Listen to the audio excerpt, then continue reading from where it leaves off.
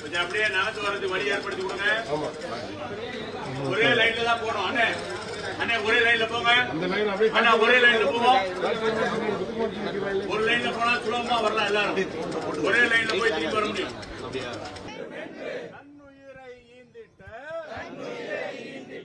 வீர தியாகி பூர்ணச்சந்திரன், வீர தியாகி பூர்ணச்சந்திரன், வீர தியாகி பூர்ணச்சந்திரன், வீர தியாகி பூர்ணச்சந்திரன் தியாகம் செய்திருக்கின்றார். இன்னைக்கு அவருடைய தியாகம் 16வது நாள்.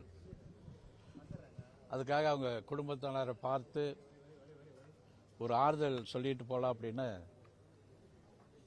ஹிந்து சார்பில் மற்ற இந்து இயக்கங்கள் இது மாதிரி எல்லாம் இன்னைக்கு வந்திருக்காங்க. அவர் யாரும் செய்ய முடியாத செஞ்சிருக்கார்.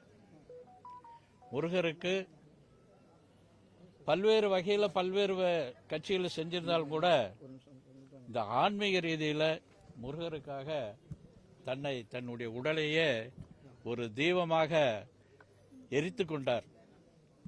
இந்த அரசாங்கம் சரி, இந்த இன்னைக்கு இருக்கக்கூடிய திமுக கட்சியும் சரி, இந்த குடும்பமானது திமுகவை சார்ந்த குடும்பம். பூர்ணச்சந்திரனுடைய அப்பா திருமணத்தப்ப கலைஞர் அவர்கள் ஒரு கடிதம் அனுப்பிச்சிருக்கார். அந்த அளவுக்கு ஒரு அறிமுகமான இந்த குடும்பத்தை சேர்ந்தவங்க இன்றைய வரைக்கும் அந்த கட்சியை சேர்ந்தவர்களோ அரசாங்கத்தினுடைய அதிகாரிகளோ சென்று பார்க்கவில்லை. கள்ளச்சாராயம் குடிச்சவருக்கும் கள்ளச்சாராயம் காய்ச்சவங்களுக்கும் பணம் கொடுக்கறாங்க, நிதி கொடுக்கறாங்க, போய் பார்க்கறாங்க.